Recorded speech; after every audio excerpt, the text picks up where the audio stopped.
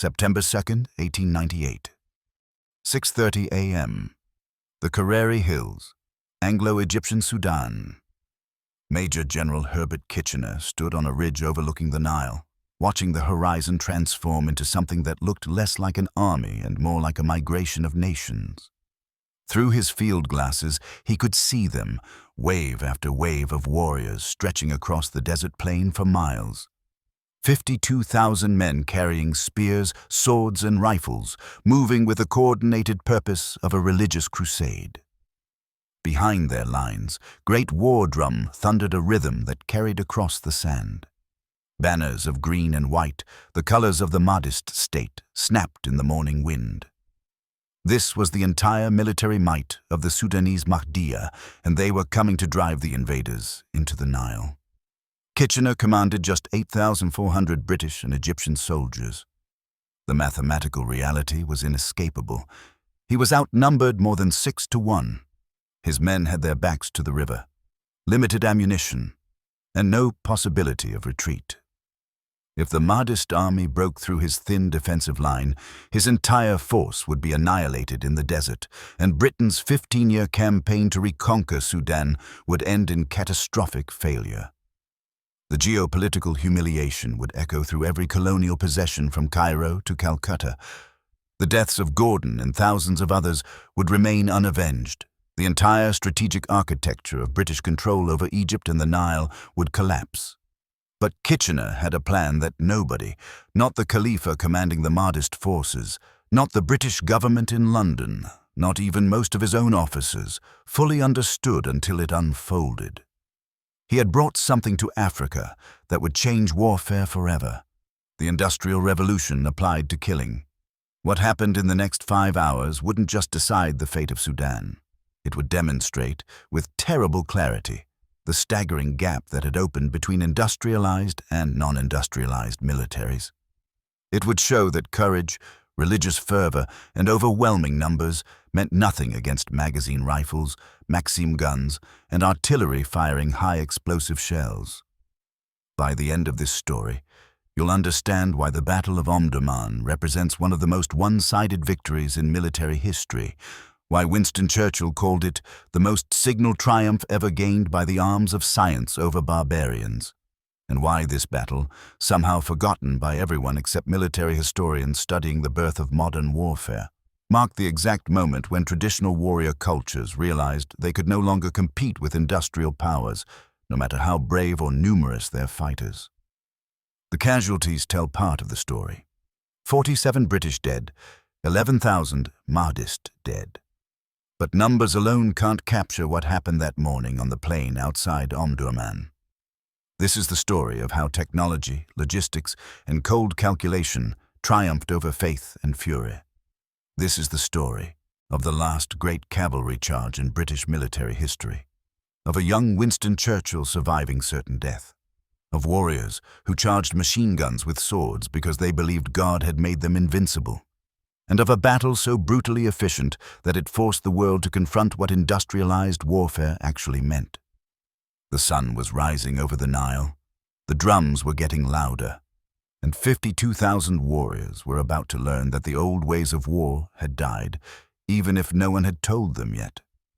But we can't just jump straight to the climactic moment when industrial firepower met religious fanaticism on the desert plain. Without understanding the bizarre sequence of events that created the Mahdist state in Sudan, the battle at Omdurman seems like just another colonial conflict, a powerful empire crushing a weaker opponent. The reality was far stranger and more significant. To understand what brought Kitchener to that ridge overlooking the Nile, you need to go back 17 years to 1881, when a Sudanese religious teacher named Muhammad Ahmad ibn Abdallah proclaimed himself the Mahdi, the prophesied redeemer of Islam, who would appear before the end times to restore righteousness. This wasn't just spiritual rhetoric. Muhammad Ahmad claimed direct communication with the Prophet Muhammad, declared jihad against the corrupt Egyptian Ottoman administration ruling Sudan, and promised his followers that those who died fighting for the cause would enter paradise immediately. His message found an audience ready to listen. Sudan in 1881 was seething with grievances. The Egyptian government, nominally Ottoman but effectively controlled by British and French financial interests, had imposed crushing taxes on Sudan's population of about 8 million people. Egyptian administrators were often corrupt, brutal, and indifferent to local customs. They had attempted to suppress the slave trade, a moral imperative to Europeans, but an economic catastrophe to Sudanese merchants and tribal leaders whose wealth depended on it. The Egyptian army stationed in Sudan numbered about 30,000 men, but they were poorly trained, inadequately equipped, and led by officers who viewed their Sudanese posting as exile. Think about what this meant. An entire country, larger than Western Europe, governed by a foreign power that most Sudanese considered illegitimate, administered with casual cruelty, and now being told their traditional economic systems must end to satisfy European moral sensibilities. The Mahdi's message, that this corrupt order would be swept away by a divinely guided revolution, resonated across every level of Sudanese society. Within months of his proclamation, thousands had joined his cause. And here's what terrified the Egyptian authorities in Khartoum. The Mahdi was winning. In August 1881, his followers defeated an Egyptian force of 200 men sent to arrest him. In 1883, they annihilated an 8,000-man Egyptian army at El Obeid, killing the commander, William Hicks, and every British officer with him. The Egyptian position in Sudan was collapsing with astonishing speed. By 1884, Egyptian forces had retreated to a few fortified cities, and the Mahdi controlled virtually the entire country. The British government, which had occupied Egypt in 1882 to secure the Suez Canal and protect British financial interests, now faced an impossible dilemma.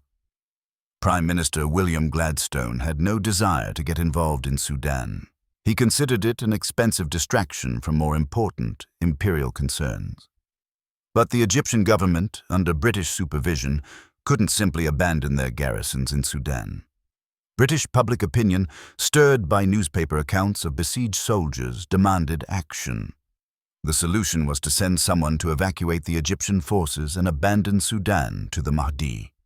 They chose Charles Gordon.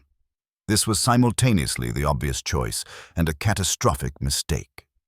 Major General Charles George Gordon was a legendary figure in British imperial mythology. Chinese Gordon, the hero who had helped suppress the Taiping Rebellion in China. He was fearless, brilliant, and utterly convinced that he answered to a higher authority than the British government. He had served as Governor-General of Sudan from 1877 to 1880 and believed passionately in the country's potential.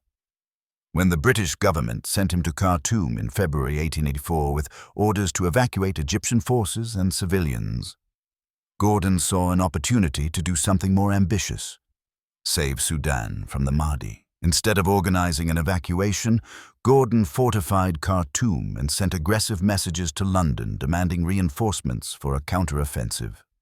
He challenged the Mahdi's religious claims in public proclamations. He attempted to rally support among Sudanese tribes who had already declared for the Mahdi. And when the Mahdist army surrounded Khartoum in March 1884, beginning a siege that would last 313 days, Gordon refused to leave. The siege of Khartoum became an international obsession. Telegraph lines still connected the city to Cairo, and Gordon's dispatches, courageous, defiant, increasingly desperate, appeared in British newspapers. Public pressure forced Gladstone's reluctant government to organize a relief expedition under General Garnet Wolseley. It arrived 2 days too late. On January 26, 1885, Mahdist forces stormed Khartoum, killing Gordon on the palace steps as he confronted them. The Mahdi ordered Gordon's head displayed on a pike. The death of Gordon stunned Britain. He became an instant martyr, the embodiment of Victorian imperial heroism. Gladstone's government fell partly due to the scandal of Gordon's abandonment. British public opinion demanded revenge, but the British military was overstretched. Commitments in Egypt, Afghanistan, South Africa, and elsewhere made an immediate campaign to reconquer Sudan impossible. So the Mahdi's state consolidated its control. For 13 years, from 1885 to 1898, Sudan existed as an independent Islamic state. Perhaps the only successful anti-colonial rebellion in Africa during the entire scramble for the continent. The Mahdi himself died in June 1885, just months after his greatest triumph, probably from typhus. Leadership passed to his chosen successor, Abdullahi ibn Muhammad, who took the title Khalifa, deputy or successor. The Khalifa was a different type of leader than the Mahdi. Where the Mahdi had been a charismatic religious visionary, the Khalifa was a hard-headed military commander who understood power politics.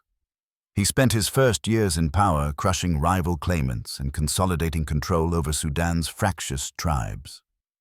By the mid-1890s, the Mahdist state had survived far longer than anyone expected, but it faced fundamental problems.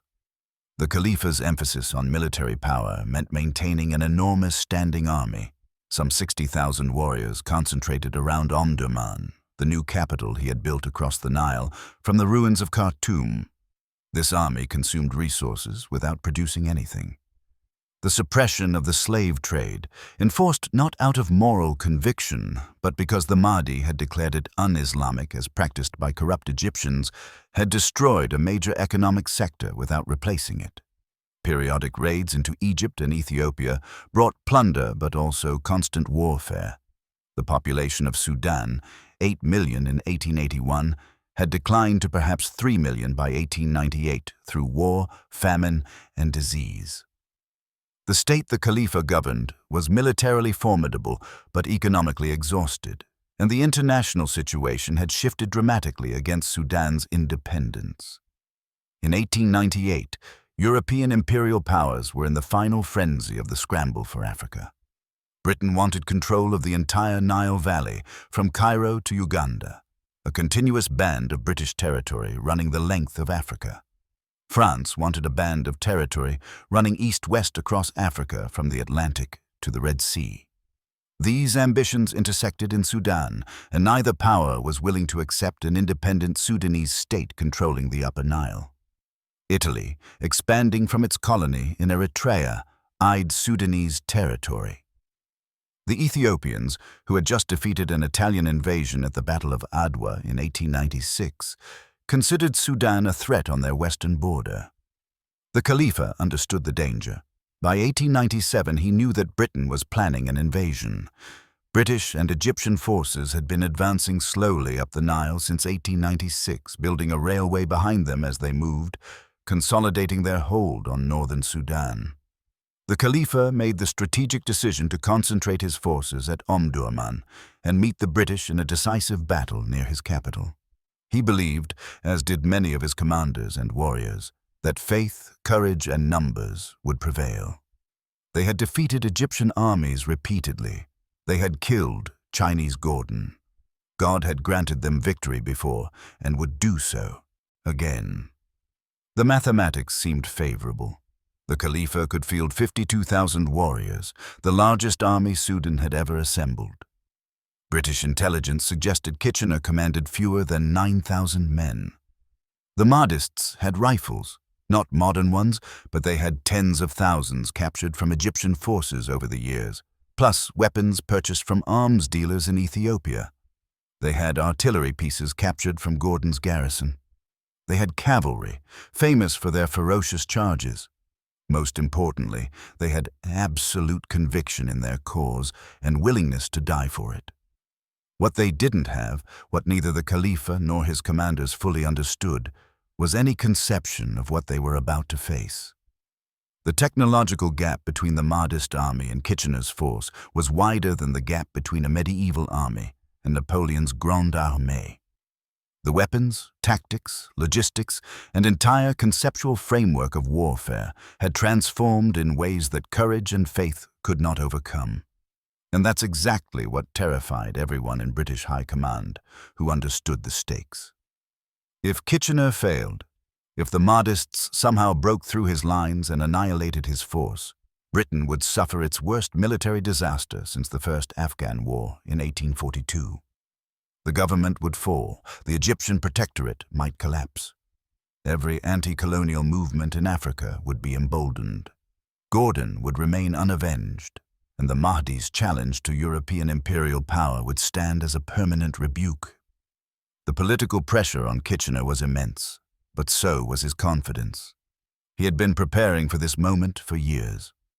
There was one man who thought differently about how to reconquer Sudan, who understood that the key to victory wasn't courage or tactics, but logistics and technology, who believed that the British Empire's industrial might could be brought to bear even in the deserts of Sudan if you planned carefully enough.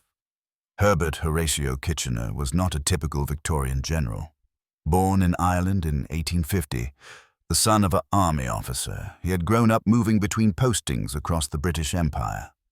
He attended the Royal Military Academy at Woolwich, joined the Royal Engineers, the thinking man's branch of the army, and spent his early career on survey and mapping expeditions. This background shaped his entire approach to warfare. He thought like an engineer solving a problem, not a cavalryman leading a charge. In 1874, at age 24, Kitchener was assigned to the Palestine Exploration Fund, conducting archaeological and survey work in the Middle East. He learned Arabic, dressed in local clothes to avoid attention, and once barely escaped being murdered by locals who thought he was a spy.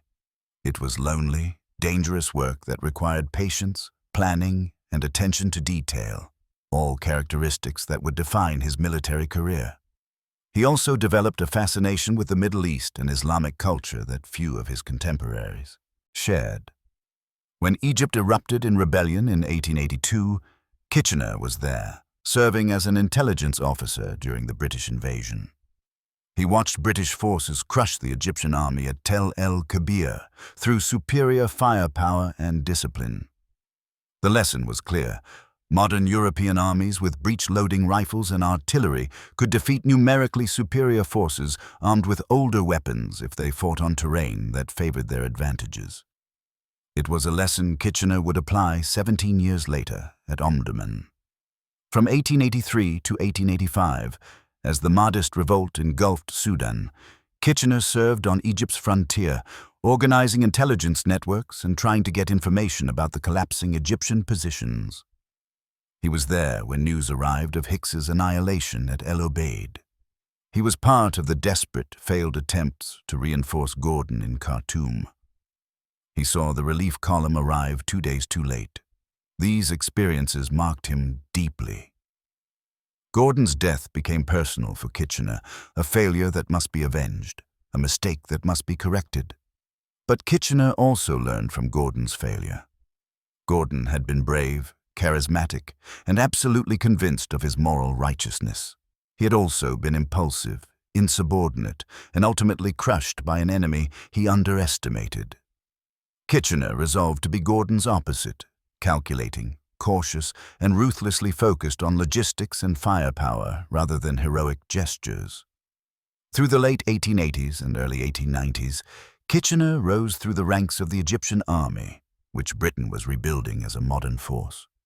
He served as Governor-General of the Red Sea littoral, fought a successful campaign against Mahdist raiders, and gained a reputation for harsh discipline, absolute attention to detail, and icy determination. His personal life was austere.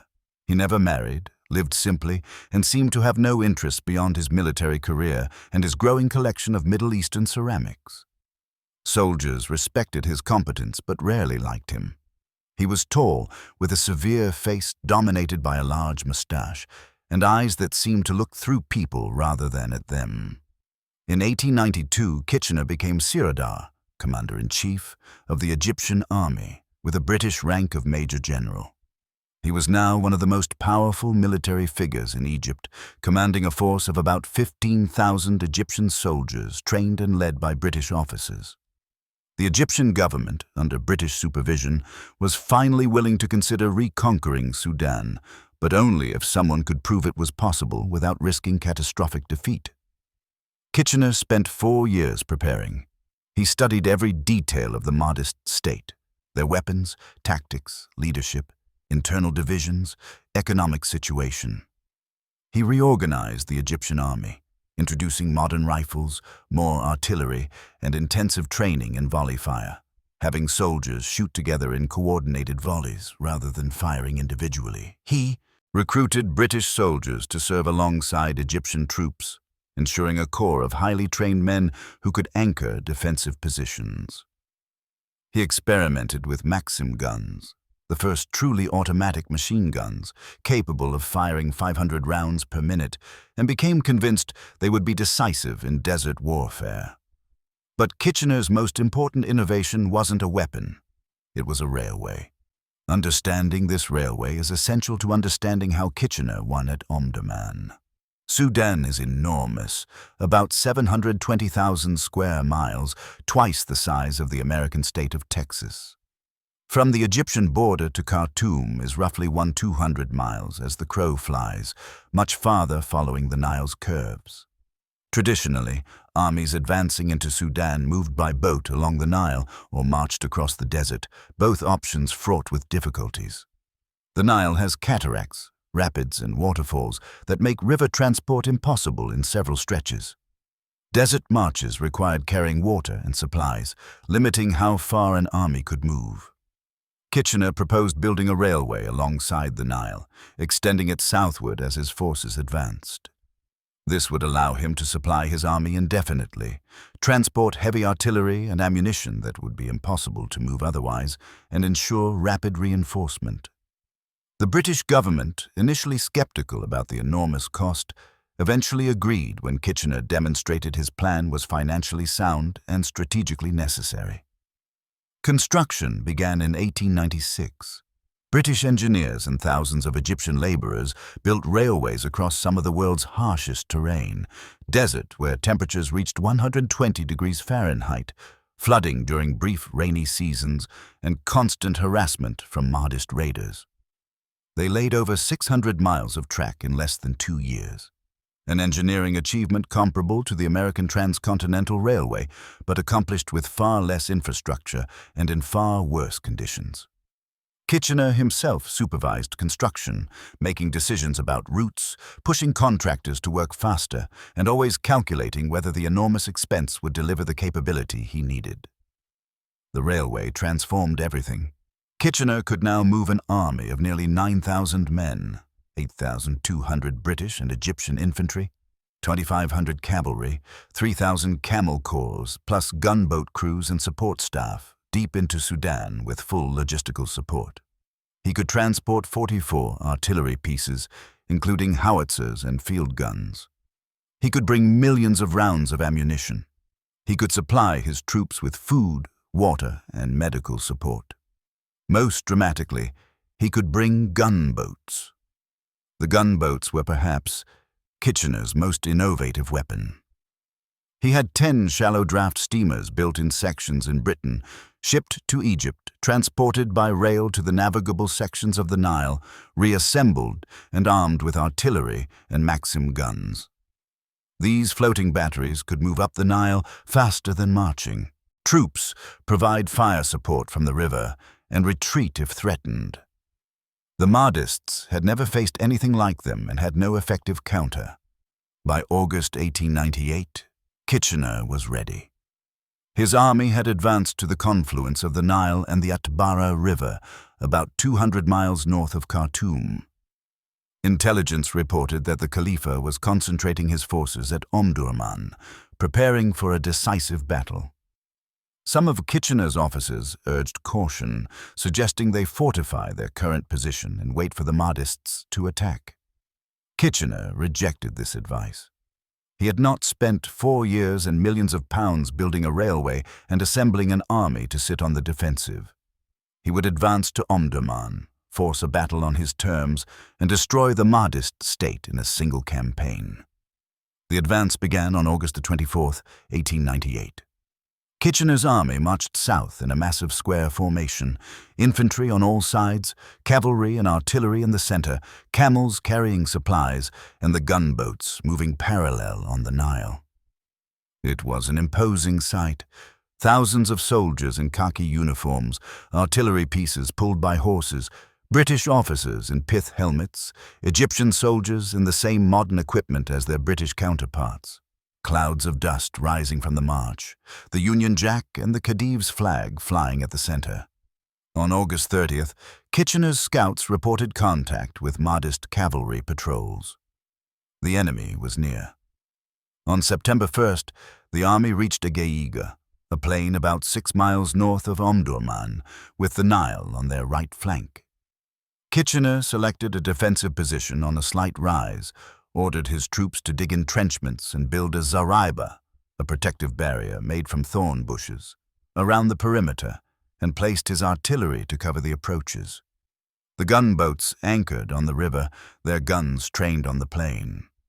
By the evening of September 1st, everything was ready. Kitchener's defensive position was a model of military engineering. Entrenchments deep enough to protect soldiers from rifle fire, artillery sighted to create overlapping fields of fire, the zareba preventing cavalry charges from reaching his lines, the gunboats providing additional firepower from the river, and clear sight lines across the open plain where any attacking force would be visible from miles away. That night, scouts reported seeing campfires on the hills to the south. The Khalifa's army was approaching. Kitchener briefed his officers on the plan. Hold the defensive position, use artillery and rifle fire to break up enemy attacks before they reach the lines, and rely on the overwhelming firepower advantage to inflict catastrophic casualties. If the Mahdists broke through anywhere, British reserves would counterattack immediately. No one was to leave the defensive perimeter without orders. One of Kitchener's young cavalry officers, a 23-year-old lieutenant named Winston Spencer Churchill, later wrote that the night before the battle had a surreal quality. The British soldiers, confident in their weapons and training, were almost eager for battle. The Egyptian troops, who had suffered repeated defeats to the Mahdists in the 1880s, were more anxious. Everyone understood they were outnumbered, but Kitchener's preparations and the quality of their weapons gave them confidence. Churchill, attached to the 21st Lancers, expected a traditional cavalry engagement, charges and countercharges, sabers and lances, the kind of glorious combat that defined his romantic vision of warfare.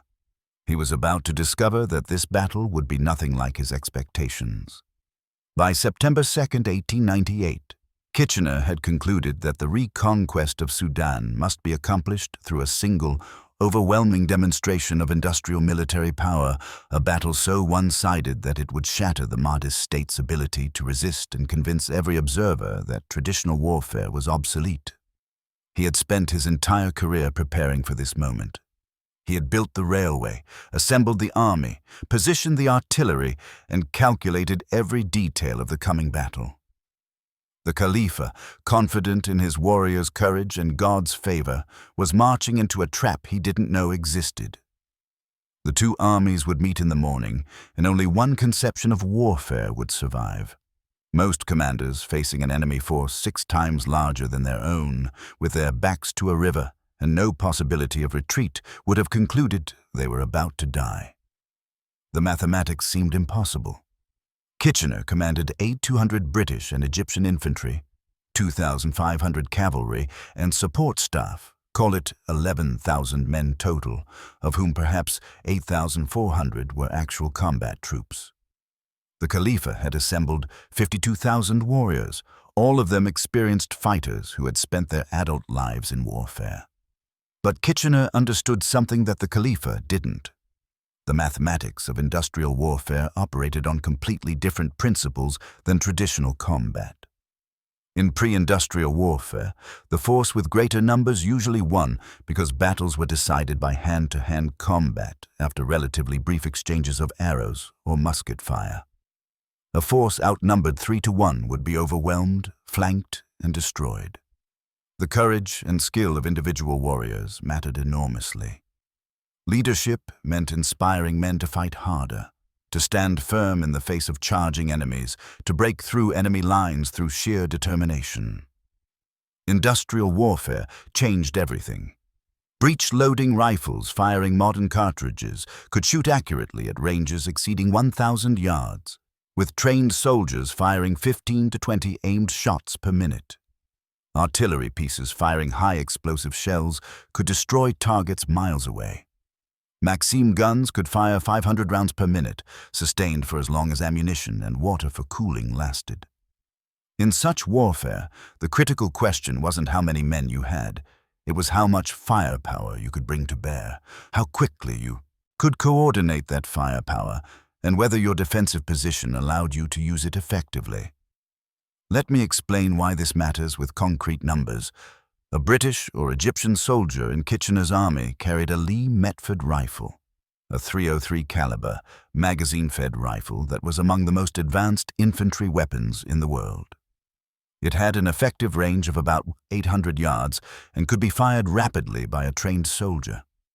Kitchener had about 8,200 infantrymen, meaning his force could theoretically fire over 120,000 rounds per minute if every soldier shot continuously, though in practice, controlled volleys were more effective.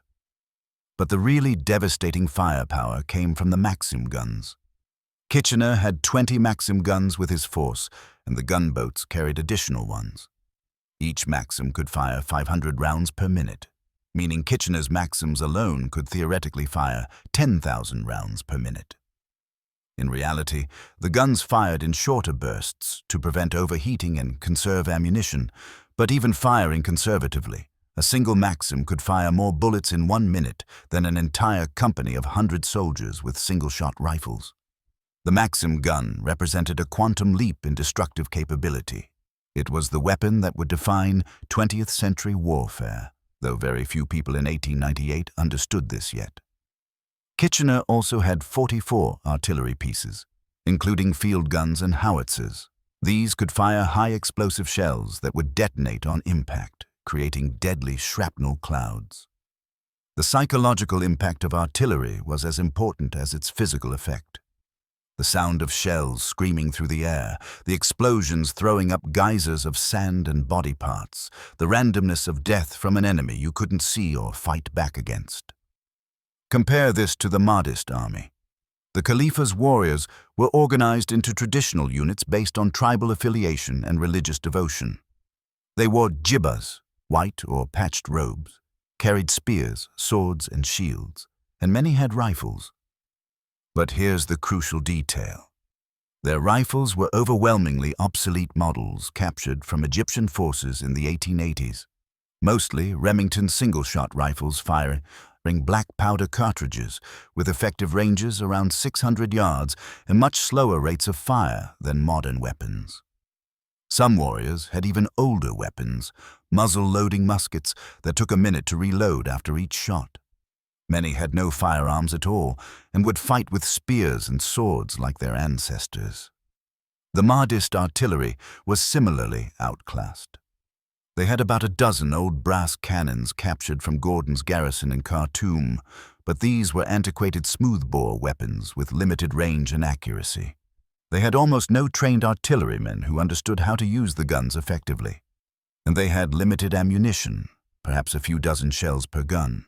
So the real mathematical comparison wasn't 8,400 British versus 52,000 Mahdists. It was modern magazine, rifles, Maxim guns, and high-explosive artillery versus spars, swords, and obsolete firearms.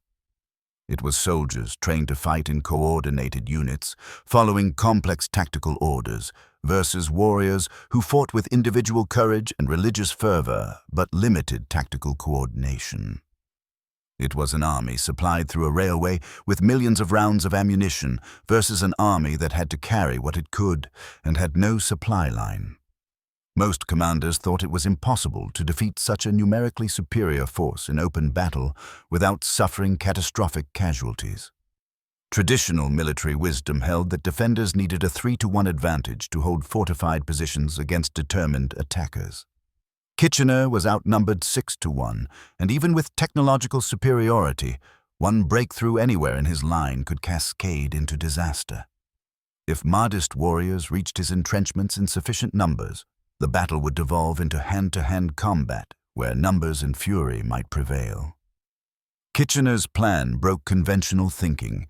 Instead of trying to avoid battle or withdraw to a more defensible position, he had deliberately positioned his army to invite attack. He wanted the Khalifa to send his warriors across open ground into clear fields of fire where they would be exposed to artillery, Maxim guns and rifle volleys for thousands of yards before they could close to fighting range. It was a calculated gamble that technological superiority could overcome numerical inferiority so completely that the battle would be over before the Mahdists reached his lines. He was risking his reputation, his career, everything. If his calculations were wrong, if the Mahdists attacked at night, when firepower advantage meant less, if they somehow flanked his position, if British troops panicked and broke under the pressure of a massed charge, if anything went differently than he planned, the disaster would be total. The entire British and Egyptian force could be annihilated. Kitchener would be remembered as another general who underestimated native warriors and paid the price. Gordon's death would remain unavenged. Sudan would remain independent, a permanent rebuke to European imperial pretensions. But Kitchener didn't believe he was gambling. He had calculated the odds with engineering precision. He had positioned his army on terrain that maximized his firepower advantage. He had stockpiled enough ammunition to fire continuously for hours. He had prepared his soldiers through months of training specifically for this battle. And he had studied the Mahdists carefully enough to predict how they would fight, frontally, bravely, in massed formations, exactly the way that would make them most vulnerable to his weapons. The night of September 12 was tense but oddly quiet. British sentries could see campfires in the hills to the south, thousands of them marking where the Mahdist army was spending the night. Occasionally, war drama echoed across the desert. Kitchener ordered his troops to stand to arms before dawn, the traditional time for attacks, and then rest in shifts, ready to fight at first light. This was an enormous gamble. Kitchener was betting Britain's entire strategic position in the Nile Valley on his understanding of military technology and his ability to manage a battle against overwhelming numbers. He was betting that his soldiers would hold their positions and fire with disciplined precision when faced with 52,000 screaming warriors. He was betting that the Khalifa would attack in exactly the way Kitchener wanted him to attack. He was betting that industrial warfare really had changed the fundamental equations of combat as completely as he believed. The sun would rise in a few hours, and everyone would discover whether Kitchener's calculations were correct. Before we get to the main battle, the clash between 52,000 Mahdist warriors and Kitchener's entrenched infantry, we need to understand something that happened the previous day on September 1st that would profoundly shape the battle to come. This was the day Winston Churchill nearly died, and the day the British learned exactly what they were facing. Kitchener's army had spent August 31st marching south from their previous camp, finally reaching the plain at Agaiga with the Nile on their right flank. As his infantry and artillery began digging entrenchments, Kitchener ordered cavalry reconnaissance to determine the Mahdist positions.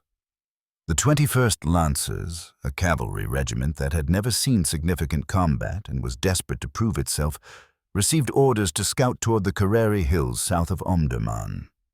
Lieutenant Winston Spencer Churchill had pulled strings to join this expedition. At 23, he was both a serving cavalry officer and an aspiring journalist, filing newspaper reports from Britain's colonial wars to supplement his modest military salary and build his reputation.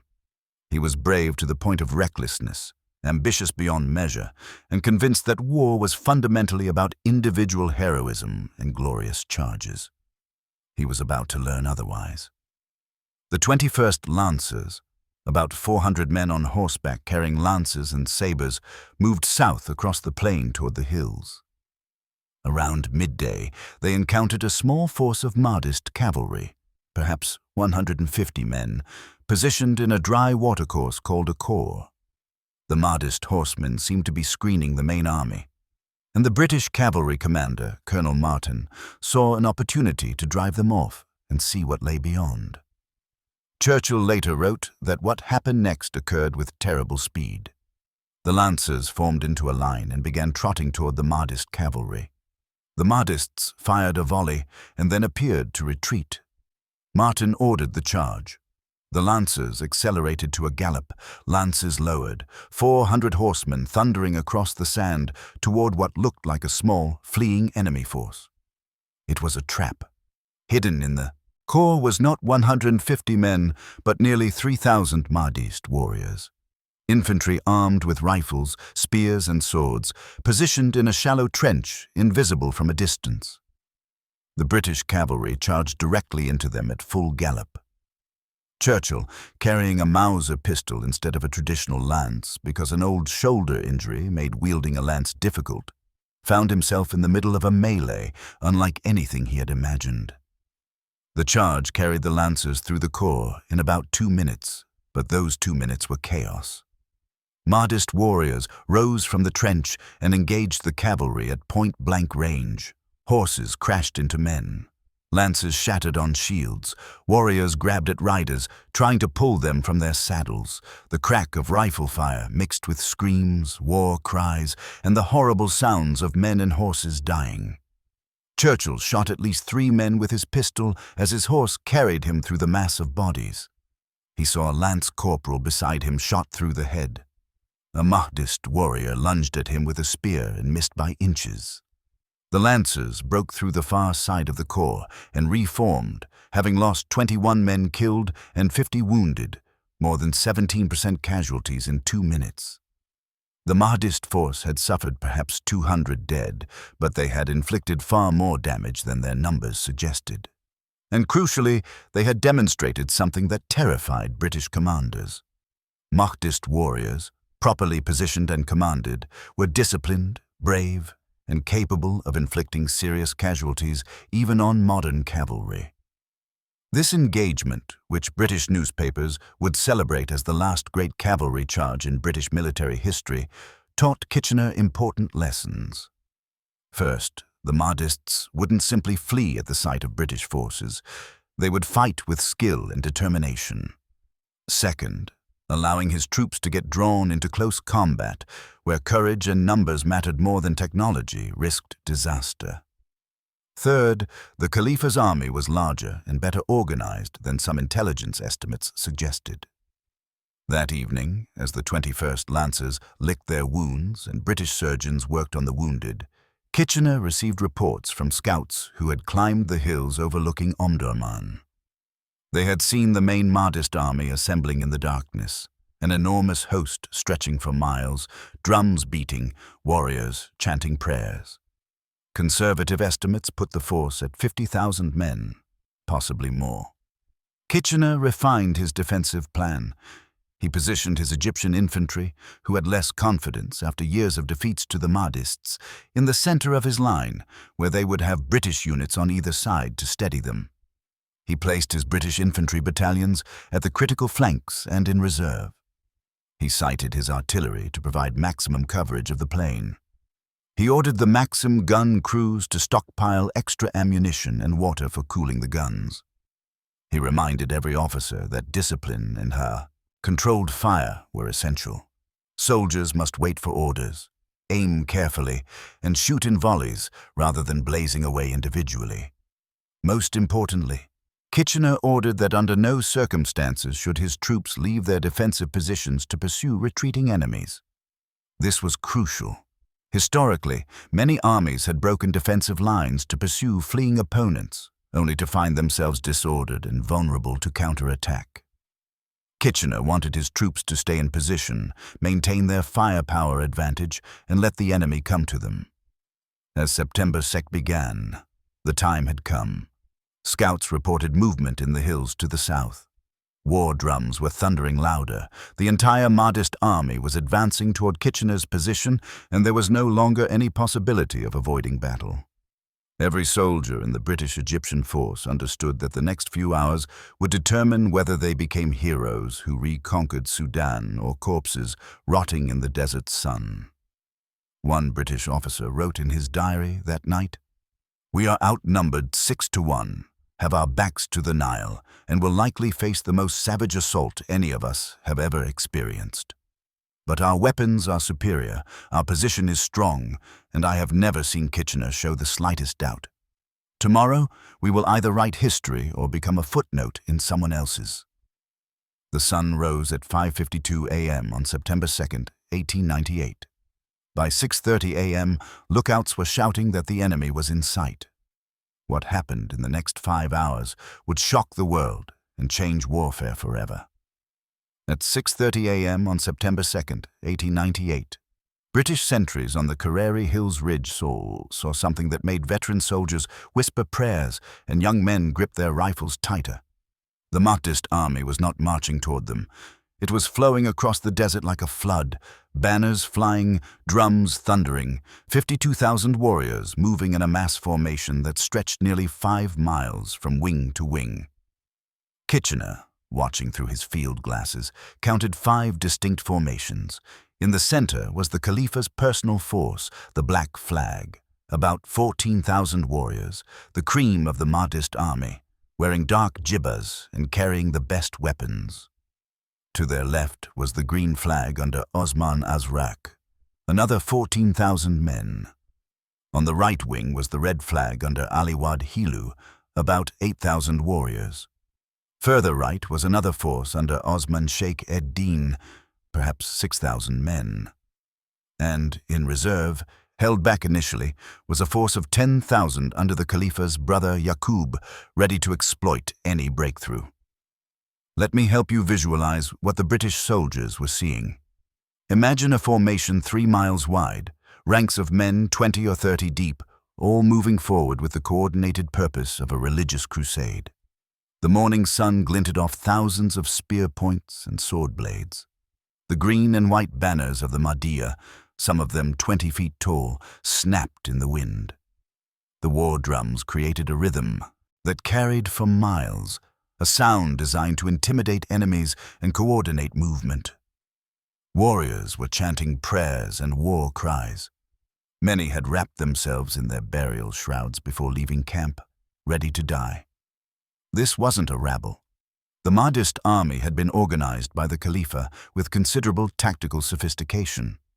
Each formation had its own emir, commander, leading from the front. Riflemen were positioned at the front of each formation to provide covering fire. Cavalry screened the flanks. And the timing was calculated. The Khalifa had ordered the attack to begin at dawn, when the sun would be behind his warriors and in the eyes of the British defenders. From Kitchener's perspective on the ridge, the Mahdist attack plan was clear. Overwhelm the British-Egyptian defensive line through sheer mass, accept heavy casualties in the approach, and trust that enough warriors would survive to reach the entrenchments and overrun them in hand-to-hand combat. It was not an unsound plan. It had worked repeatedly against Egyptian forces in the 1880s. The Mahdists had good reason to believe their courage and numbers would prevail. But they had never faced an army like Kitchener's. At 6:40 a.m., when the nearest Mahdist formations were still about 2,700 yards away, nearly 1.5 miles, Kitchener gave the order. The gunboats on the Nile opened fire. Their heavy guns, some firing shells weighing 12 pounds, began dropping high explosive rounds into the densest parts of the Mahdist formations. You could see the explosions, orange flashes followed by geysers of sand, body parts, and smoke. Each shell that landed in a packed formation killed or wounded dozens of men. At 2,000 yards, over a mile away, the British artillery opened up. 44 guns began firing in a coordinated barrage. The British artillerymen had trained for months specifically for this type of engagement, firing on massed formations at long range, adjusting aim based on where shells landed, creating a rolling barrage that would move across the enemy line. The sound was overwhelming, a constant thunder of guns firing, shells screaming through the air, and explosions rippling through the Mahdist formations. The Mahdists kept advancing. Warriors stepped over the bodies of the dead and wounded, maintaining their formations, chanting louder. Some Mahdist riflemen fired back, but at ranges exceeding 1,000 yards, their obsolete weapons were wildly inaccurate. Most shots fell short or whistled harmlessly over British heads. A few British soldiers were hit. The sheer volume of fire from 52,000 men meant some bullets found targets, but casualties were minimal. At 1,400 yards, still nearly a mile away, a new sound joined the artillery's thunder, the staccato rattle of Maxim guns. 20 Maxim guns opened fire simultaneously, their water-cooled barrels allowing sustained fire. Each gun fired at about 500 rounds per minute in controlled bursts. The Maxim crews aimed at the densest parts of enemy formations and simply held their triggers. Thousands of bullets per minute poured into the advancing masses. The effect was unlike anything seen in warfare before. Entire sections of the Mahdist line collapsed as if hit by an invisible scythe. Men fell in rows, warriors behind them stumbled over bodies, but still they came forward, stepping over the dead, maintaining discipline with almost suicidal courage. At 800 yards, the British and Egyptian infantry opened fire with their Lee Metford rifles. Now over 8,000 rifles joined the artillery and Maxim guns. Kitchener had ordered volley fire, companies of soldiers firing together on command, then reloading while other companies fired, creating a continuous storm of bullets. British soldiers lay in their entrenchments or knelt behind the zareba, aimed carefully, and fired. Egyptian soldiers, steadied by their British officers, did the same. Think about the mathematics. 8,000 rifles firing 15 rounds per minute equals 120,000 bullets per minute. 20. Maxim guns firing 500 rounds per minute equals 10,000 bullets per minute.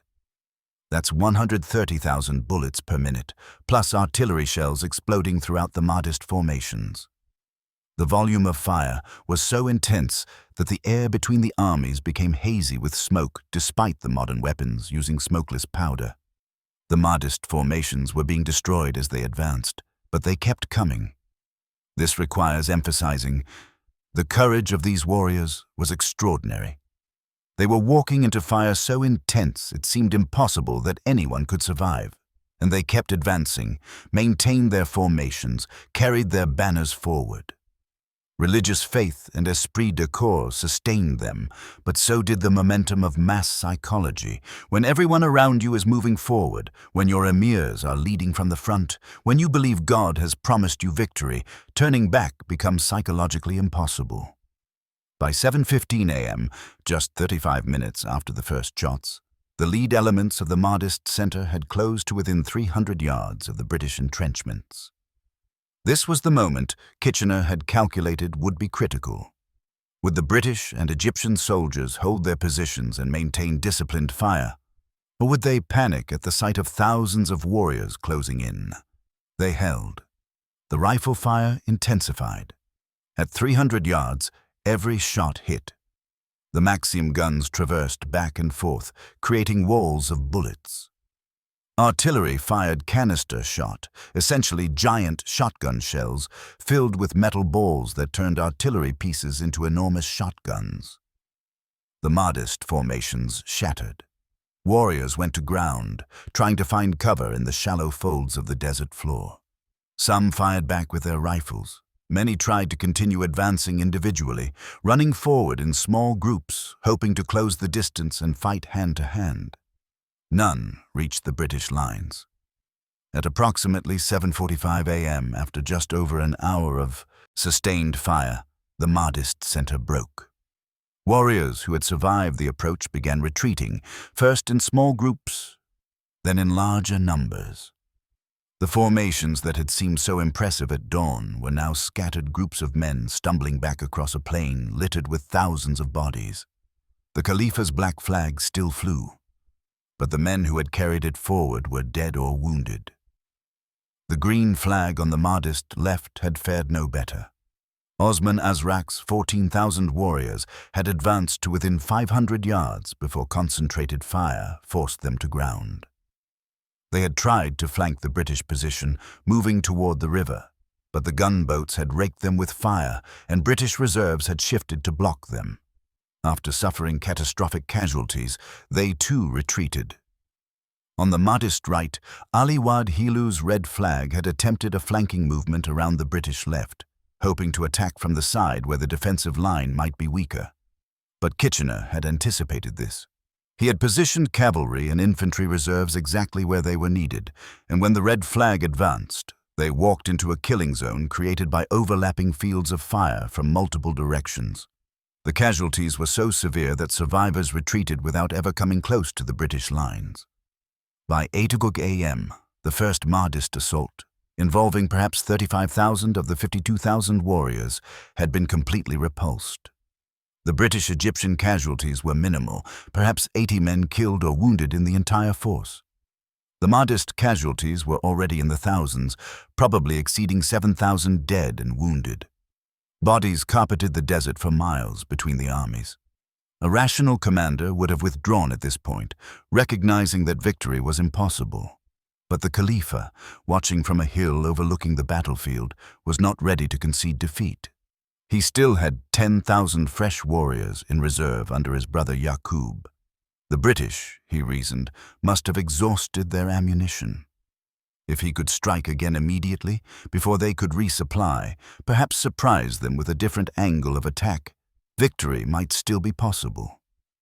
He ordered Yaqub to attack the British rear. This decision would turn the Battle of Omdurman from a defensive victory into one of the most one-sided defeats in military history.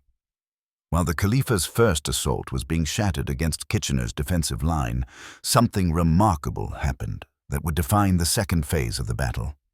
At approximately 8:30 a.m., with the main Mahdist forces retreating and thousands of bodies littering the plain, Kitchener made a decision that almost cost him everything.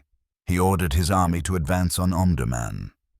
To understand why this was so risky, you need to understand what Kitchener knew at this moment. He had just repulsed the first Mahdist assault with minimal casualties, exactly as planned. His defensive position was strong, his ammunition reserves still substantial, and the enemy had suffered catastrophic losses. The conventional military move would be to stay in position, let the enemy withdraw, and advance cautiously once you were certain they were truly defeated. But Kitchener had larger strategic concerns. The Battle of Omdurman was not just about defeating the Khalifa's army. It was about ending the war permanently, capturing Omdurman before the Khalifa could retreat into the city and wage urban warfare, and securing Sudan before any European rivals, particularly the French, could complicate British claims. Staying in his defensive position meant allowing the Khalifa time to regroup, potentially withdraw into Omdurman, or escape southward with a significant force. So Kitchener gave orders for his army to break camp and advance. The infantry would form a massive square formation, a hollow rectangle with soldiers facing outward on all sides, and march toward Omdurman, about 6 miles to the south. The gunboats would parallel them on the Nile. The cavalry would screen the flanks. It was ambitious, aggressive, and exactly what the Khalifa hoped he would do. Because the Khalifa had 10,000 fresh warriors hidden in a wadi, a dry riverbed north of Omdurman, positioned to attack the British rear once they advanced past. Yaqub, the Khalifa's brother, commanded this force, and he had been waiting for exactly this opportunity. The British army began its advance around 8:30 a.m. The formations were complex. The infantry formed a large square with the British brigades on two sides and Egyptian brigades on the other sides. Inside the square marched the cavalry, artillery, supplies, and wounded. Outside the square, cavalry units screened the flanks and rear. The entire formation moved slowly, perhaps 2 miles per hour, maintaining strict discipline and keeping soldiers close enough to provide mutual support if attacked. At approximately 9 a.m., as the British square approached the Kerreri Hills and the ground rose slightly, blocking their view to the south, Yaqub's 10,000 warriors emerged from the wadi and charged directly at the British rear. This was the Khalifa's masterstroke, and it nearly worked.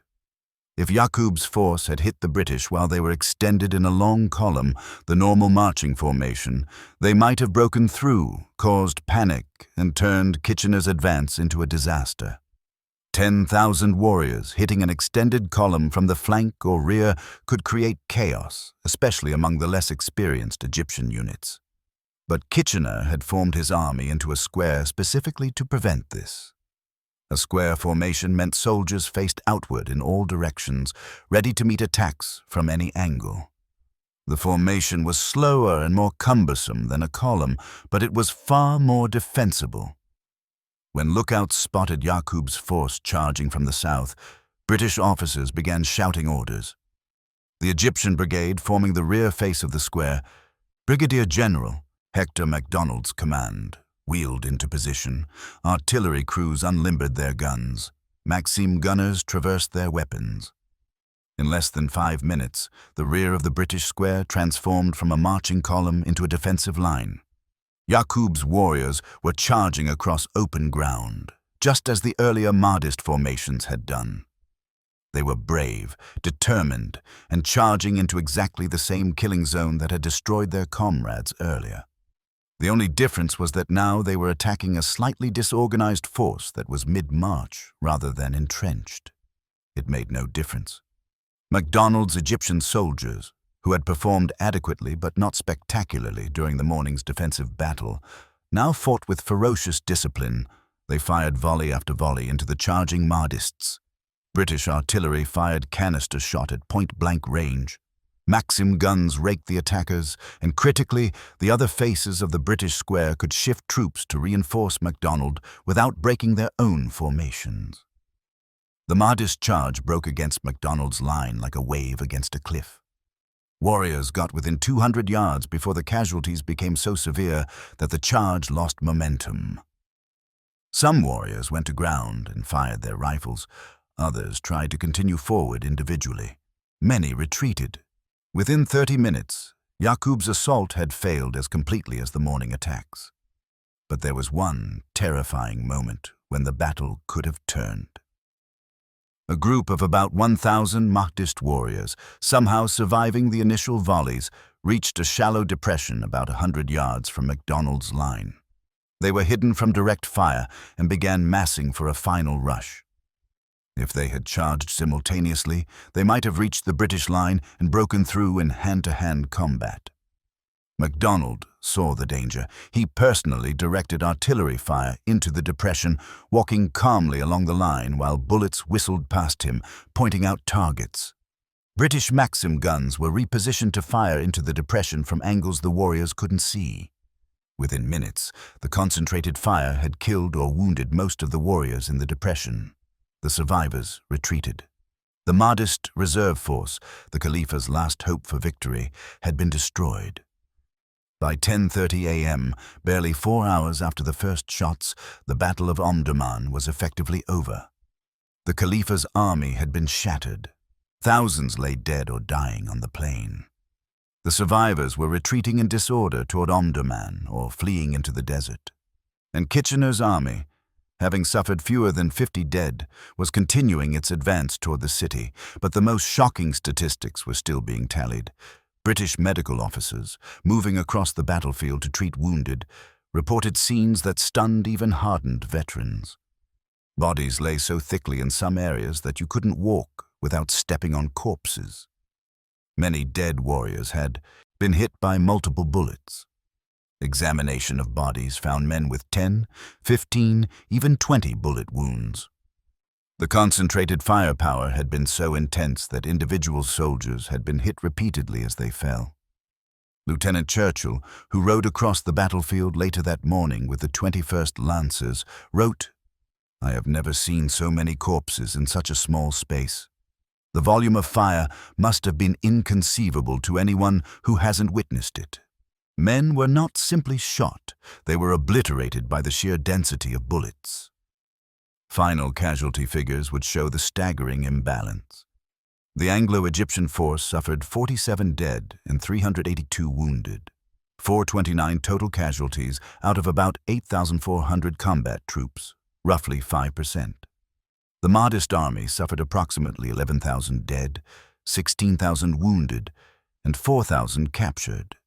31,000 casualties out of 52,000 engaged, roughly 60%. Many wounded would die in the following days from their injuries and lack of medical care, potentially raising the Mahdist death toll to 15,000 or more. These numbers require letting them sink in. Kitchener's force had inflicted casualties at a ratio of more than 70-1. For every British or Egyptian soldier killed, more than 70 Mahdist warriors died. This wasn't a battle. It was an industrial slaughter, a demonstration that courage and faith meant nothing against overwhelming technological superiority. By noon on September 2, 1898, Kitchener's army was preparing to enter Omdurman. The city, built by the Khalifa as his capital after abandoning the ruins of Khartoum across the river, had a population of about 150,000 people. Reports indicated the Khalifa had fled southward with a small group of followers, abandoning his capital rather than defend it street by street. The organized Mahdist military resistance had collapsed completely. British and Egyptian soldiers entered Omdurman cautiously, expecting ambushes or last-ditch resistance. Instead, they found a city in chaos. Civilians were fleeing, looting, or hiding in their homes. The few Mahdist warriors still in the city surrendered immediately or stripped off their jibbas and tried to blend into the civilian population. By evening, the entire city was under British control with minimal additional fighting. Kitchener established his headquarters in the city and immediately issued orders about the treatment of wounded and prisoners. This is important to emphasize. Despite the overwhelming victory, Kitchener insisted on proper treatment of captured and wounded enemies. British and Egyptian medical officers treated Mahdist wounded alongside their own casualties. Prisoners were given water and food. There were isolated incidents of British and Egyptian soldiers taking revenge on wounded Mahdists. War brings out the worst in some men, but these were punished when discovered. The British also found Gordon's former palace, abandoned and partially ruined. Kitchener, who had made avenging Gordon one of his primary motivations for the campaign, conducted a memorial service at the palace on September the 4th. Some accounts suggest Kitchener wept during the service, though he denied this later. Whatever his private emotions, the symbolism was clear. Gordon had been avenged, Khartoum had been recaptured, and British honor was satisfied. But the true human cost of the battle was becoming clear as soldiers and medical officers moved across the battlefield in the days following September 2nd. The sheer scale of death was overwhelming. 11,000 men had died in approximately 5 hours of combat. That's 200 deaths per hour, about 37 per minute, more than 1 every 2 seconds. The plain between the Kerreri Hills and Omdurman was carpeted with bodies.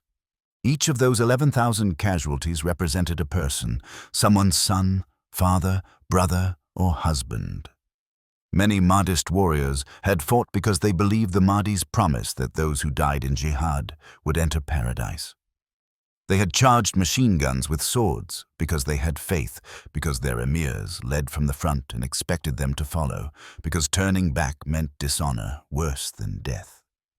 They were not mindless fanatics. They were soldiers fighting for their conception of righteousness, and they had been destroyed by weapons they could neither understand nor counter.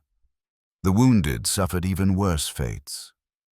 Mahdist forces had minimal medical infrastructure. Wounded warriors were typically carried to the rear by their comrades and treated with basic first aid, if anything. The 16,000 wounded Mahdists overwhelmed even British medical services, which were far superior but designed for their own casualties, not enemy wounded on this scale. Many wounded men died from exposure, dehydration, or infection in the days following the battle. The screams of wounded men could be heard across the battlefield for days. British soldiers, even those who had fought bravely and professionally, were shaken by what they had witnessed. The sheer mechanical efficiency of the killing disturbed many. One British lieutenant wrote in his diary, "We won a great victory, and we should be celebrating, but I cannot shake the image of men walking into our fire with such courage, only to be cut down like wheat before a scythe." There was no glory in it, just efficiency and death. Churchill, despite his initial romantic notions about war, wrote one of the most critical accounts of the battle's aftermath. He condemned the desecration of the Mahdi's tomb. British soldiers had destroyed it on Kitchener's orders. And he noted with horror that many wounded Mahdists had been left to die on the battlefield without treatment. His dispatches to the Morning Post acknowledged the victory, but questioned whether such one-sided slaughter could be considered honorable warfare. Modern historians continue to debate the ethics of Omdurman. By the laws of war in 1898, Kitchener's conduct was largely acceptable. He had offered the Khalifa opportunities to surrender, had fought a defensive battle when attacked, and had not ordered massacres of prisoners or civilians. But the overwhelming technological advantage made the battle feel less like honorable combat and more like industrial killing. The Mahdist warriors had never had a realistic chance to win once they committed to frontal assault against Kitchener's firepower. It's important to acknowledge something here. The Mahdist warriors, who charged at Omdurman, were equally courageous as the British soldiers who held their lines. Courage is not about winning, it's about continuing forward in the face of fear and danger. The Mahdists demonstrated extraordinary courage by advancing across open ground into fire so intense that death seemed certain. Many knew they were likely to die and advanced anyway. That deserves respect, even if we recognize they were fighting for a cause many modern observers would reject. Kitchener himself seemed uncomfortable with the scale of the victory. In his official report, he emphasized British tactical skill and preparation rather than celebrating the lopsided casualties. He never used triumphalist language about slaughtering natives or crushing primitive enemies. He wrote instead about the professional conduct of his soldiers, the importance of logistics and preparation, and the restoration of British honor after Gordon's death. You get the sense that even Kitchener, who had planned the battle so meticulously, was slightly appalled by how completely his calculations had proven correct. The immediate strategic consequences were exactly what Kitchener had sought. The Mahdist state collapsed within days. The Khalifa fled southward with a small force of loyalists and would spend the next year evading British pursuit before being killed in a skirmish in November 1899. Tribal leaders who had supported the Mahdi immediately switched allegiance to the British-Egyptian government. Within 2 weeks, British administrators were establishing control over the entire region. By October 1898, Sudan was effectively under Anglo-Egyptian rule, though the final pacification would take another year. The battle also had immediate personal consequences for Kitchener. He became a national hero in Britain, celebrated as the man who avenged Gordon and reconquered Sudan. He was raised to the peerage as Baron Kitchener of Khartoum and promoted to Major General. His cold, calculating approach to warfare, emphasizing logistics, firepower, and meticulous planning over heroic gestures, became the model for British colonial military operations for the next decade. For the surviving Mahdist warriors and the Sudanese population, the consequences were more complex. Some welcomed the end of the Khalifa's harsh rule and the wars that had devastated Sudan's economy. Others mourned the loss of independence and the reassertion of foreign control. The Mahdist movement had represented, whatever its flaws, a brief period when Sudanese had controlled their own destiny. Now that was over, and Sudan would remain under British-Egyptian administration for the next half-century. But the true significance of Omdurman went beyond immediate military and political outcomes. The battle became a crucial data point in a global conversation about the future of warfare, imperialism, and the relationship between industrialized and non-industrialized societies. To understand why Omdurman matters beyond its immediate context, we need to examine its impact on multiple scales. First, consider the immediate tactical lessons. Military observers from across Europe and the United States studied the battle intensively. The Maxim gun's performance was particularly noteworthy. It had demonstrated that a single automatic weapon, properly positioned and supplied, could stop mass infantry assaults that would have overwhelmed traditional defensive lines. Within a decade, every major military power was investing heavily in machine guns. By World War I, machine guns would define defensive warfare, creating the conditions for trench warfare and the horrific casualties of the Western Front. Omdurman was an early demonstration of what machine guns could do. The battle also validated the value of magazine-fed rifles firing modern ammunition. The Lee Metford and its successor, the Lee Enfield, would remain the British Army's standard rifle through 2 world wars. The ability of trained soldiers to fire 15 to 20 aimed shots per minute had been crucial at Omdurman, and every military power took note. The era of single-shot rifles was ending. The magazine rifle was the future. Artillery performance at Omdurman was equally instructive. The British guns had fired high-explosive shells with devastating effect at ranges exceeding 2 miles. This demonstrated that modern artillery could dominate battlefields in ways impossible for old smoothbore cannons. It also showed the importance of indirect fire, firing at targets you couldn't directly see based on coordinates and spotters' reports. This technique would become standard in 20th century warfare. Second, Omdurman had profound strategic implications for colonial warfare.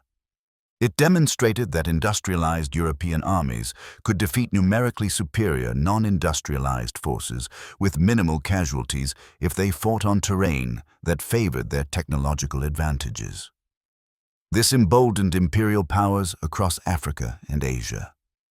If Britain could defeat 52,000 warriors with fewer than 50 dead, what couldn't European armies accomplish? The next decade saw accelerated European expansion across Africa, with military commanders explicitly citing Omdurman as proof that native resistance could be easily crushed. But there's a darker side to this lesson that's important to acknowledge. Omdurman convinced many European military and political leaders that non-Western societies couldn't compete militarily with industrial powers, regardless of numbers or courage. This created a dangerous overconfidence that would eventually backfire. When Japan, an industrialized non-Western power, defeated Russia in 1905, it shocked European observers who had assumed only Western nations could master modern warfare. When Ethiopia defeated Italy at Adwa in 1896 using modern weapons purchased from European arms dealers, it demonstrated that the technological gap could be closed if non-Western powers acquired industrial weapons. Omdurman was not proof that Western armies were invincible. It was proof that industrial weapons were devastatingly effective, regardless of who wielded them. Third, Omdurman influenced geopolitical relationships in the Nile Valley and beyond. Britain's decisive victory secured control of Sudan and eliminated any possibility of an independent Sudanese state controlling the Upper Nile. This was crucial for British strategy in Egypt, which depended on controlling the Nile's waters. Within weeks of Omdurman, British forces confronted a French expedition at Fashoda, 400 miles south of Omdurman, in a crisis that nearly led to war between Britain and France. The Fashoda incident, resolved diplomatically in Britain's favor, would have been impossible if Kitchener hadn't decisively defeated the Mahdists. British control of Sudan from 1898 to 1956 shaped the region's political, economic, and social development for over half a century. Fourth, the battle had long-lasting consequences for military organization and training. Kitchener's emphasis on logistics, railways, and supply lines became standard doctrine for colonial campaigns. His use of combined arms, infantry, cavalry, artillery, and gunboats working in coordination demonstrated the effectiveness of integrated military operations. His insistence on defensive fighting and controlled fire discipline became central to British military training. Officers who served under Kitchener at Omdurman would apply these lessons in future conflicts, including World War I. Fifth, and perhaps most importantly, Omdurman became a symbol in debates about imperialism, technology, and cultural superiority. For British imperialists, the battle proved that Western civilization, armed with industrial technology and scientific thinking, would inevitably triumph over traditional societies. This narrative, deeply problematic from a modern perspective, reinforced racist ideologies that justified colonial rule. The fact that Kitchener's force included Egyptian soldiers trained and equipped like British troops was conveniently ignored in narratives that emphasized Western superiority. For anti-imperialists and critics of colonialism, Omdurman represented something darker. The brutal efficiency with which industrial powers could crush resistance, the fundamentally unfair nature of conflicts where one side had machine guns and the other had spears, and the human cost of imperial expansion. The 11,000 dead Mahdist warriors became symbols of colonialism's violence. The fact that Britain had brought modern weapons to Africa and then used them to slaughter Africans who lacked equivalent technology seemed, to critics, less like civilized warfare and more like murder. Sixth, Omdurman demonstrated the growing importance of industrial capacity in determining military power.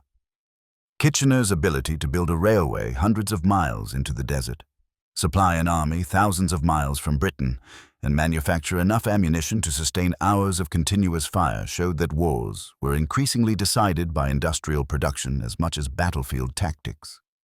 This lesson would be reinforced dramatically in World War I, when the victor was ultimately the alliance that could outproduce their enemies in shells, bullets, ships, and aircraft. Modern warfare had become as much about factories as about fighting.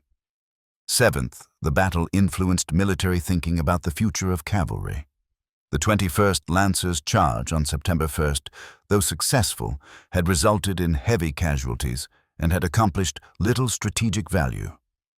Cavalry at Omdurman had been useful for reconnaissance and screening, but had not been decisive in the battle itself. This began a long debate in European militaries about whether cavalry had any role in modern warfare. By World War I, cavalry would be largely obsolete on the Western Front, though it continued to be useful in other theaters. Omdurman was one of the battles that began this transformation. Eighth, Omdurman had cultural impacts that lasted decades. In Britain, the battle became part of imperial mythology, a story of British courage, discipline, and technological superiority triumphing against overwhelming odds. It was taught in schools, celebrated in popular histories, and used to justify continued imperial expansion. Winston Churchill's participation became part of his own mythology as he rose to prominence in British politics. The battle appeared in countless books, paintings, and eventually films. In Sudan, the memory of Omdurman was more complex. The Mahdist movement had been genuinely popular in many parts of Sudan, representing not just religious fervor but also opposition to foreign rule and economic exploitation. Its defeat was a tragedy for Sudanese nationalism, but the Khalifa's increasingly harsh rule had also alienated many Sudanese. When Sudan finally gained independence in 1956, the relationship between the Mahdist legacy and modern Sudanese nationalism remained complicated. Finally, Omdurman influenced how future anti-colonial movements approached resistance. Leaders of 20th century independence movements learned from the Mahdists' defeat. You couldn't fight industrial powers with traditional methods and weapons. Successful resistance required either acquiring modern weapons, adopting guerrilla tactics that negated technological advantages, or seeking diplomatic and political solutions that avoided direct military confrontation. The failure of the Mahdist frontal assault at Omdurman became a lesson in what not to do. The ripple effects extended even to military technology development. The success of Maxim guns at Omdurman accelerated investment in automatic weapons. Within 15 years, every major military had adopted machine guns as standard equipment. By World War I, machine guns would make offensive warfare almost impossible without artillery support, creating the conditions for trench warfare. In a very real sense, the machine gunners at Omdurman in 1898 were precursors to the machine gunners who would mow down attacking infantry on the Somme in 1916. The battle also influenced thinking about military medicine and logistics. The British medical services at Omdurman had been well organized but overwhelmed by the scale of casualties. This led to reforms in how armies prepared for casualties, including better ambulance services, forward medical stations, and training for battlefield medicine. These improvements would be crucial in future conflicts with much higher casualty rates. So why has the Battle of Omdurman faded from popular memory, despite being one of the most one-sided victories in military history and despite its significant impact on 20th century warfare? Why is it known primarily to military historians and students of British imperial history, but rarely mentioned in broader discussions of pivotal battles? The first reason is the complexity of its historical context. Understanding why Omdurman mattered requires knowing about the Mahdist revolt, Gordon's death, British strategy in Egypt, the scramble for Africa, and the geopolitics of the Nile Valley. This is a lot of background that most people don't have. Battles that capture popular imagination, Waterloo, Gettysburg, Stalingrad, either occurred in well-known wars or have simpler narratives that don't require extensive contextualization. Omdurman sits in the middle of a complicated colonial story that has faded from popular consciousness. Second, Omdurman was not the final decisive moment of the reconquest of Sudan. The Khalifa escaped and continued resistance for another year before being killed in November 1899. There were subsequent military operations throughout Sudan in 1898 to 1899. From a purely military perspective, Omdurman was the most important battle, but the campaign didn't end there. This makes the narrative less clean than battles like Trafalgar or Waterloo that decisively ended wars in a single engagement. Third, the battle's extreme one-sidedness actually works against its memorability. People remember dramatic battles where the outcome was uncertain, where both sides fought courageously, where the tide turned multiple times. The Battle of Britain, D-Day, Stalingrad, these were prolonged, desperate struggles where either side might have won. Omdurman was over in 5 hours with such lopsided casualties that it seems less like a battle and more like a massacre. The drama comes from understanding the context and the implications, not from the fighting itself, which was brutally one-sided. Fourth, geographic and cultural distance plays a role. Omdurman happened in Sudan, a place far from centers of power and attention in Europe and North America. It involved British forces fighting against an African Islamic movement. For audiences in Europe and America, this lack of cultural proximity makes the battle seem remote and less significant than battles fought in Europe or involving major Western powers fighting each other. This is unfortunate but true. Western historiography has traditionally paid less attention to colonial conflicts than to wars between Western powers. Fifth, the battle has been overshadowed by later events with far greater impact.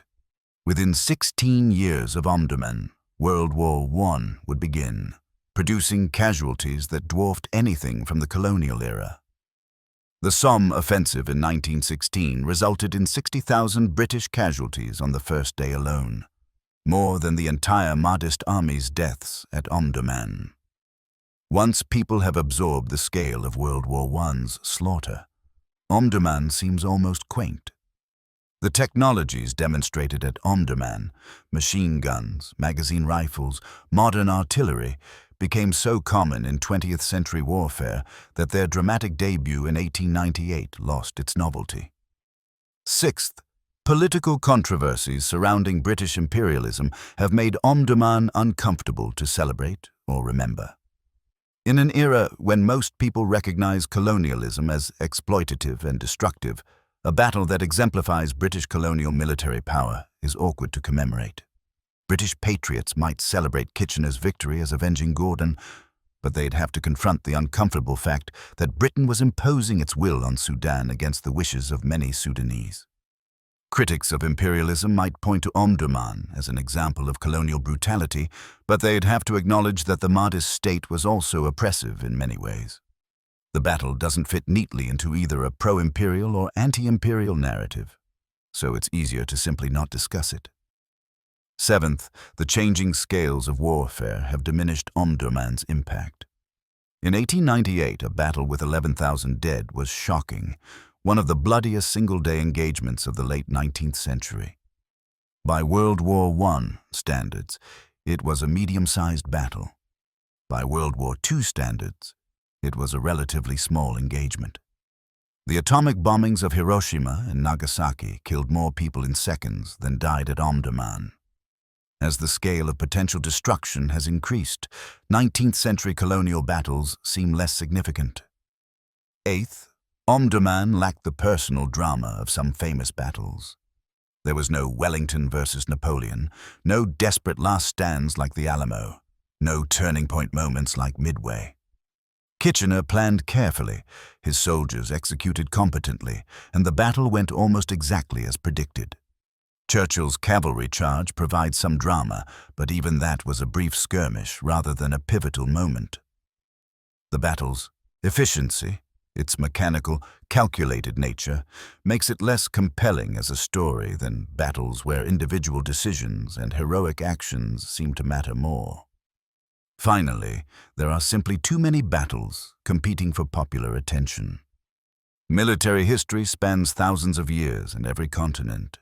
Even within British military history, Omdurman competes with Waterloo, Trafalgar, Rorke's Drift, the Battle of Britain, and dozens of other famous engagements. Within the history of colonial warfare, it competes with battles in India, South Africa, China, and elsewhere. There's only so much room in popular historical consciousness, and Omdurman lacks the combination of drama, simplicity, and cultural proximity that would make it memorable to general audiences. Despite these factors, military historians have never forgotten Omdurman. It appears in every serious history of late Victorian military operations, every study of colonial warfare, and every analysis of how technology transformed combat. Winston Churchill's account remains in print and widely read. The battle is studied at military academies as an example of how technological superiority can overcome numerical inferiority, and as a cautionary tale about the ethics of such one-sided combat. Historians of Sudan view Omdurman as a crucial turning point in their nation's history, the moment when an independent Islamic state was destroyed and British colonial rule was imposed. Sudanese historians debate whether the Mahdist state could have survived if it had adopted different tactics, acquired modern weapons, or avoided direct confrontation with Kitchener's force. The battle remains a point of pride for Sudanese nationalism, not because the Mahdists won, but because they fought courageously against overwhelming technological odds. Historians of technology and warfare cite Omdurman as demonstrating the transformative impact of late 19th century military innovations. The battle proved that magazine rifles, machine guns, and modern artillery had fundamentally altered warfare, making traditional mass infantry charges obsolete. It validated decades of investment in military research and industrial military production. It showed that logistics and preparation could be more important than battlefield tactics. These lessons would be applied throughout 20th century warfare. In the end, the Battle of Omdurman deserves to be remembered not because it was honorable or glorious, it was neither, but because it revealed fundamental truths about the modern world that remain relevant today. Remember the date, September 2nd, 1898. Remember the place. A desert plain 6 miles north of Omdurman, Sudan, with the Nile flowing on the eastern side and low hills rising to the west. Remember the forces. 8,400 British and Egyptian soldiers armed with modern weapons, facing 52,000 Sudanese warriors armed with courage, faith, and mostly obsolete arms. Remember the outcome? 47 British dead, 11,000 Mahdist dead. A ratio of casualties so extreme it shocked even the victors.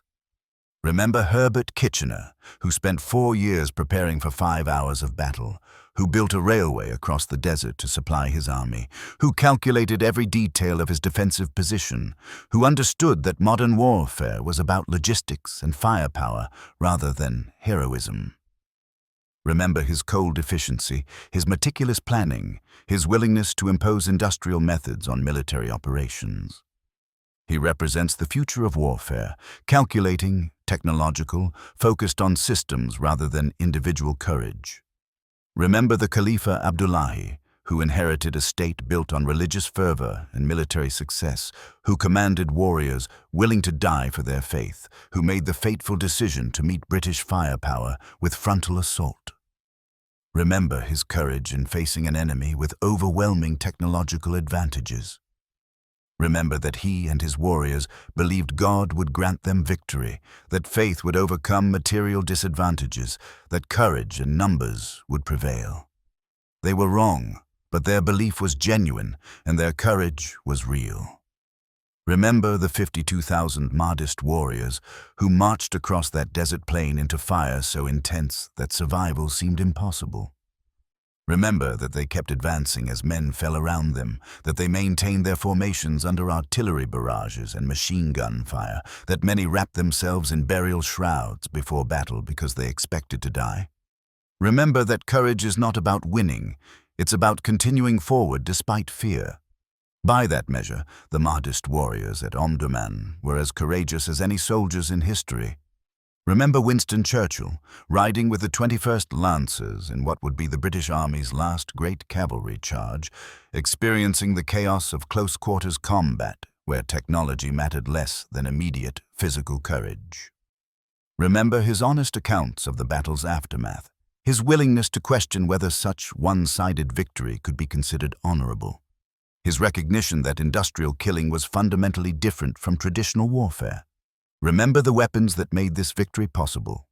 Lee Metford rifles firing smokeless powder cartridges, Maxim guns firing 500 rounds per minute, modern artillery firing high-explosive shells at ranges exceeding 2 miles. Remember that these weapons represented decades of industrial research, that they required factories, railroads, and supply chains to produce and deploy, that they embodied the transformation of warfare from an art to an industrial process. Remember the railway that made it all possible. 600 miles of track laid across some of the world's harshest terrain, requiring enormous expense and effort, but providing the logistical foundation for Kitchener's campaign. Remember that modern warfare is as much about infrastructure and supply as about actual fighting. Remember that the side that can build railways, manufacture ammunition, and maintain supply lines will usually defeat the side that relies on traditional methods, regardless of courage or numbers. Remember the human cost. 11,000 dead in 5 hours, each one a person with family, friends, dreams, and beliefs.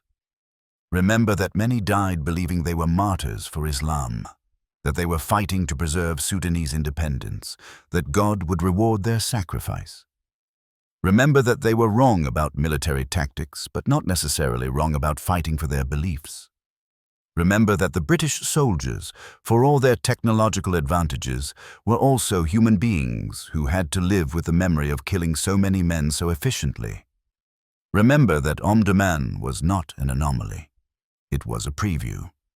The technologies and methods that made the victory possible would be refined and expanded in the 20th century. Machine guns would define World War I's trench warfare. Artillery would become even more devastating.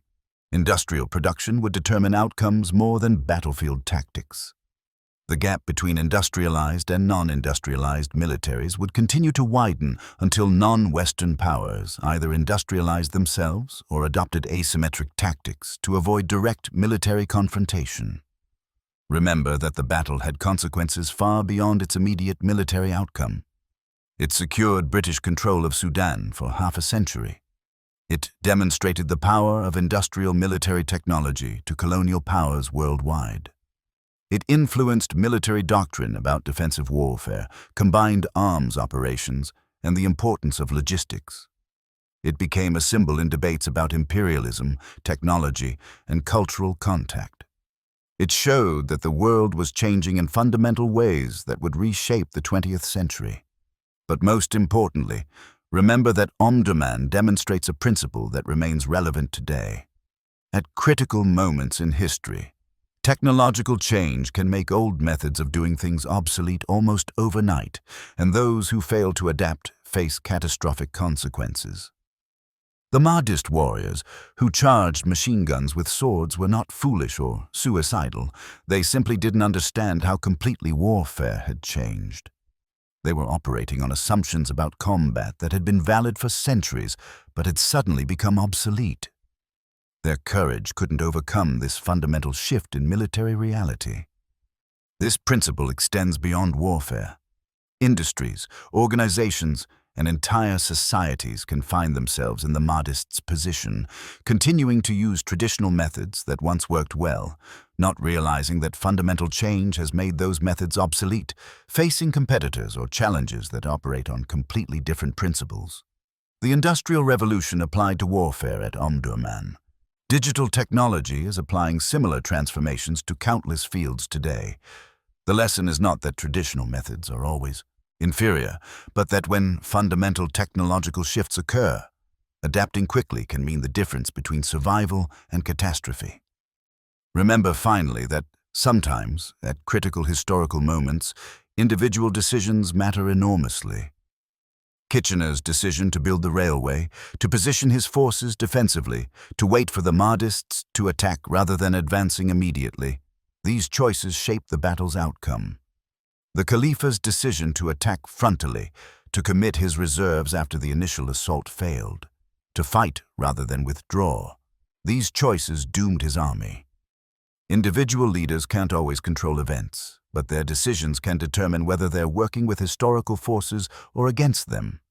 So yes, the Battle of Omdurman deserves to be remembered, not as a triumph of British imperialism or a tragedy of Sudanese nationalism, though it was both, but as a pivotal moment when the old world of warfare met the new, when faith and courage confronted technology and industrial power, when 52,000 warriors learned the hardest possible way that the rules had changed. It deserves to be remembered, because it shows us something essential about how technology transforms human affairs, about the sometimes terrible cost of those transformations, and about the courage of those caught on the wrong side of historical change. This is our history, and it's worth remembering, not to celebrate the killing or glorify the victors, but to understand how we arrived at our modern world and what it cost to get here. 47. British dead. 11,000 Mahdist dead. 5 hours that changed warfare forever. September 2, 1898. The Battle of Omdurman. Remember it.